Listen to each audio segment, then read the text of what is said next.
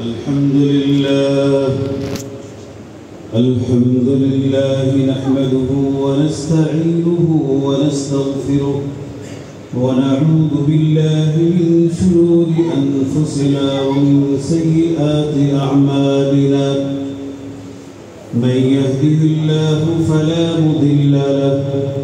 ومن يضلله فلا هادي له ونشهد أن لا إله إلا الله وحده لا شريك له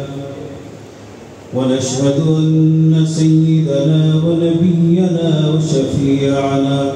وحبيبنا ومولانا محمدا عبده ورسوله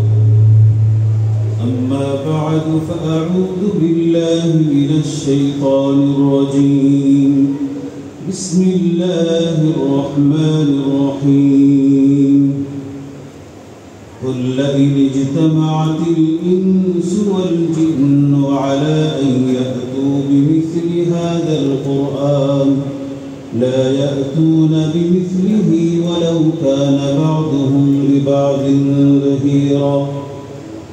وعن عثمان بن عفان رضي الله عنه قال رسول الله صلى الله عليه وسلم خيركم من تعلم القرآن وعلمه وعن عبد الله بن عمر رضي الله عنهما قال رسول الله صلى الله عليه وسلم إن هذه القلوب تصدأ كما يصدأ الحديد إذا أصابه الماء قيل يا رسول الله وما جلاؤها قال كثرة ذكر الموت وتلاوة القرآن صدق الله مولانا العظيم وصدق رسوله النبي الكريم ونحن على ذلك لمن الشاهدين والشاكرين والحمد لله رب العالمين اللهم صل على محمد وعلى آل محمد كما صليت على إبراهيم وعلى آل إبراهيم إنك حميد مجيد اللهم بارك على محمد وعلى آل محمد كما باركت على إبراهيم وعلى آل إبراهيم إنك حميد مجيد سبحانك لا علم لنا إلا ما علمتنا إنك أنت العليم الحكيم رب اشرح لي صدري ويسر لي أمري واحلل عقدة من لساني يفقه قولي الحمد لله আল্লাহ রাব্বুল ইজ্জাতুল জালালের দরবারে কৃতজ্ঞতা আদায় করছি যিনি আমাদেরকে ঈশার নামাজের পর একটি পবিত্র প্রোগ্রামে নুরানি এবং বরকতি জান্নাতি একটি অনুষ্ঠানে আমাদেরকে সমবেত হওয়া জমায়েত হওয়া একত্রিত হওয়া তৌফিক ইনায়েত করেছেন সেই মহান মুনিবের দরবারে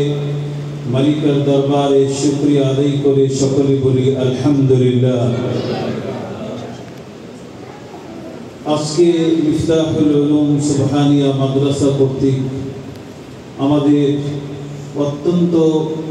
স্নেহের সন্তানদের হুফাজ ইকরামদের পাগড়ি প্রদান উপলক্ষে আজকে এই গুরুত্বপূর্ণ ওয়াজ মাহফিলের সম্মানিত সভাপতি আমাদের অত্র মসজিদের মুতাওয়াল্লি জনাব আসাদুজ্জামান সাহেব অসুস্থতার কারণে তিনি তার সভাপতিত্বের স্থান অলঙ্কৃত করতে পারেন নাই এবং আজকে এই অনুষ্ঠানে এই মাহফিলে উপস্থিত রয়েছেন আমাদের এই বাইতুস সালাম মসজিদের সম্মানিত সভাপতি জনাব অ্যাডভোকেট শফিকুল মাওলা বাবলু সাহেব, উপস্থিত আছেন আমাদের অত্র মসজিদের সম্মানিত সেক্রেটারি ডক্টর মাহবুবুর রহমান সজীব এবং অত্র এলাকার পিতৃতুল্য মুরব্বিয়ান ইকরাম, অত্র এলাকার মহল্লার সম্মানিত বাসিন্দা, আমাদের অত্র এলাকার সম্মানিত তরুণ এবং যুবক এবং উপবিষ্ট আমাদের কচি কাঁচা স্নেহের ছোট ভাইয়েরা, আসসালামু আলাইকুম ওয়া রাহমাতুল্লাহি ওয়া বারাকাতুহু। আমরা যে প্রোগ্রামে উপস্থিত হয়েছি, এখানে অনুষ্ঠানের বিষয়বস্তু কি আমরা জানি। যারা দীর্ঘদিন রাত দিন 24টি ঘন্টা মেহনত করে কঠিন সাধনার পরে, অনেক পরিশ্রম, অনেক সাধনা, অনেক কোরবানি এরপরে যাদেরকে মহান আল্লাহ রাব্বুল আলামিন তার সেই ঐশী বাণী পবিত্র আল কোরআনুল কারীম সম্পূর্ণ মুখস্থ করার সৌভাগ্য এবং সফলতা দান করেছেন, তাদের মাথায় একটি স্বীকৃতি স্বরূপ, দৃষ্টান্ত স্বরূপ তাদের সনদ হিসাবে সম্মানের পাগড়ি প্রদান করা হবে। এমন একটি বরকতের প্রোগ্রাম, মাগফিরাতের প্রোগ্রাম, ক্ষমার প্রোগ্রাম, এই জান্নাতি পরিবেশ, এখানে আল্লাহ পাক আমাদেরকে একত্রিত করেছেন। আবার বলি আলহামদুলিল্লাহ। পবিত্র আল কোরআনুল কারীম গোটা পৃথিবীর নয়, সৃষ্টি জগতের মহাবিশ্বের ঈশ্বর যে কোরআনকে কেন্দ্র করে রব্বুল আলামিন কোরআনের মধ্যেই বলেছেন,